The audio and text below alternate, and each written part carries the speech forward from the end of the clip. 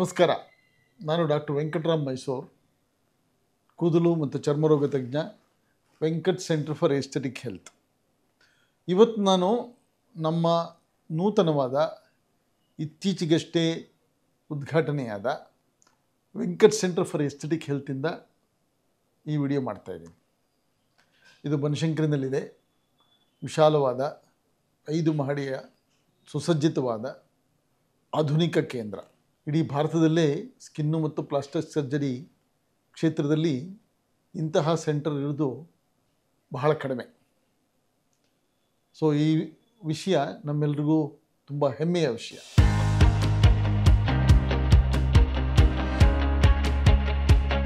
ನಾನಿವತ್ತು ಮಾತಾಡ್ತಿರೋ ವಿಷಯ ಕೂದಲು ಕಸಿ ಮಾಡೋದು ಎಷ್ಟು ಸೆಷನ್ ಮಾಡ್ಬೋದು.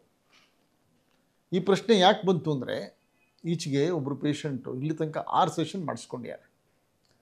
ಈಗ ಮತ್ತೆ ಇನ್ನೊಂದು ಸೆಷನ್ ಮಾಡಿಸ್ಕೋಬೇಕು ಅಂತ ಫೋನ್ ಮಾಡಿ ಬರ್ತಾಯಿದ್ದಾರೆ. ಅವ್ರಿಗೆ ನಾನು ಪ್ರತಿಸ್ಥಿತಿ ಬಂದಾಗಲೂ ಸಾಕು, ಇನ್ನು ಜಾಸ್ತಿ ಕೂದಲಿಲ್ಲ ನಿಮಗೆ, ಇನ್ನು ಬೇಡ ಅಂತ ಹೇಳ್ತೀನಿ.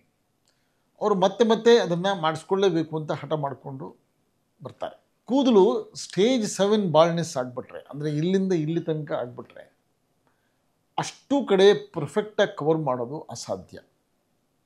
ಏಕೆಂತಂದರೆ ನಮಗಿರೋ ಕೂದಲುಗಳ ಸಂಖ್ಯೆ ಕಡಿಮೆ. ಇಲ್ಲಿ ಹಿಂದ್ಗಡೆ ಕೂದಲಿರೋದು ಎಲ್ಲದಕ್ಕಿಂತ ಉತ್ತಮವಾದ್ದು.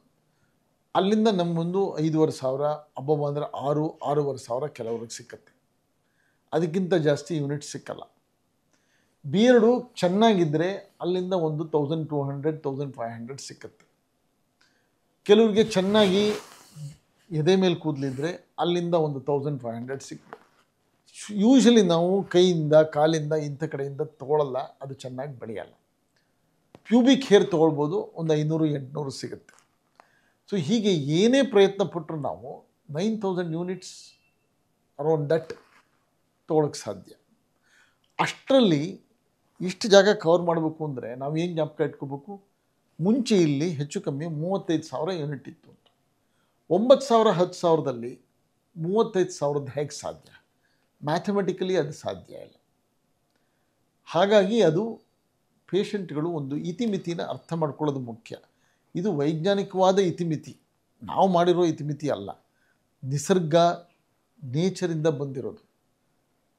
ಇದ್ರ ಜೊತೆಗೆ ಚೆಸ್ಟ್ ಹೇರ್ ತೊಗೊಂಡ್ರೆ ಅದರ ರಿಸಲ್ಟು ಸ್ಕ್ಯಾಲ್ಪ್ ಹೇರ್ ಅಷ್ಟು ಬರೋಕ್ಕೆ ಸಾಧ್ಯ ಇಲ್ಲ.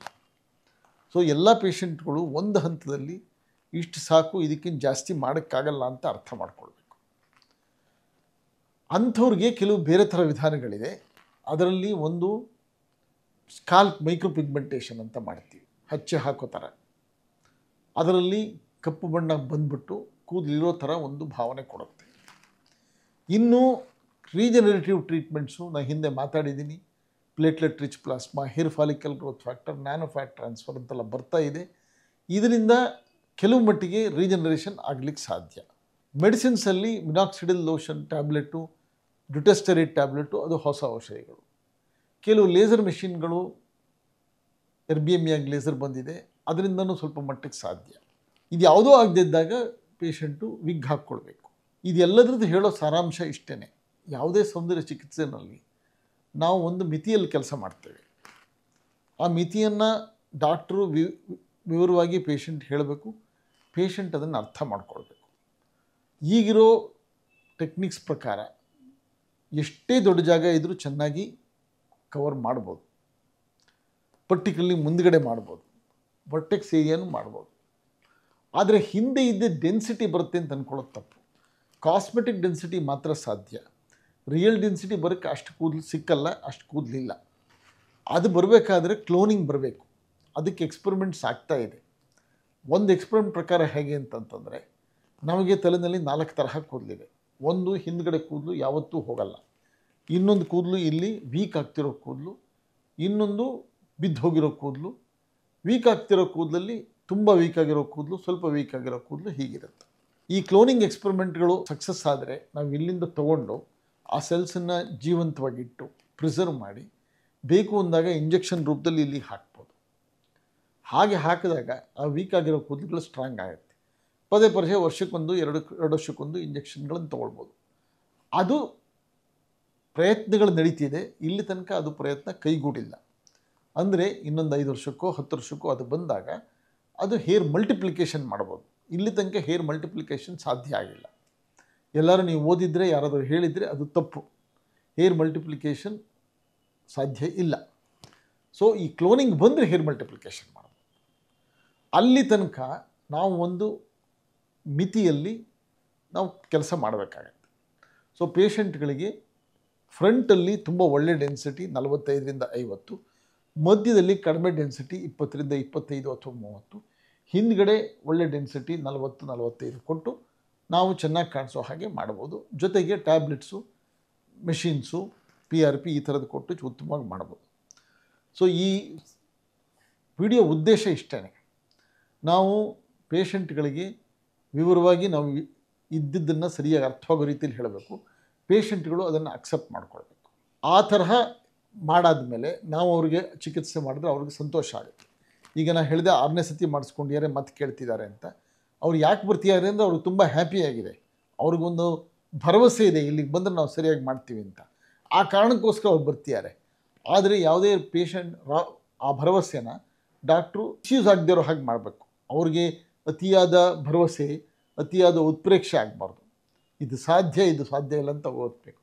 ಆ ಕೆಲಸನ ನಾವು ವೆಂಕಟ್ ಸೆಂಟರ್ನಲ್ಲಿ ಎಥಿಕಲ್ಲಾಗಿ ಮಾಡ್ತೀವಿ. ಆ ಭರವಸೆ ನಾನು ನಿಮಗೆ ಕೊಡ್ತೀನಿ. ಈ ವಿಡಿಯೋ ನಿಮ್ಗೆ ಇಷ್ಟ ಆಯಿತು ಅಂತ ಅಂದ್ಕೊಳ್ತೀನಿ. ಇದ್ರ ಜೊತೆ ನಿಮಗೆ ನಮ್ಮ ಹೊಸ ಸೆಂಟ್ರದ ಕೆಲವು ಸ್ನಿಪ್ಪೆಟ್ಗಳು ಕಾಣಿಸುತ್ತವೆ. ಅದನ್ನು ಲೈಕ್ ಮಾಡಿ, ಶೇರ್ ಮಾಡಿ.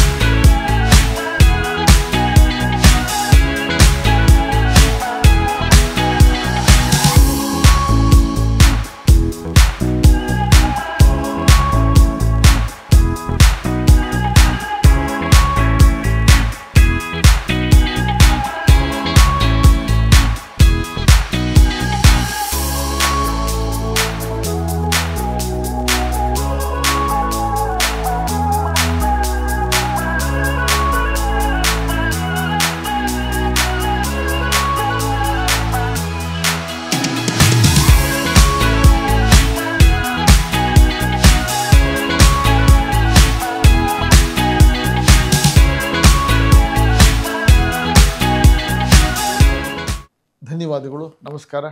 ಡಾಕ್ಟರ್ ವೆಂಕಟರಾಮ್ ಮೈಸೂರು.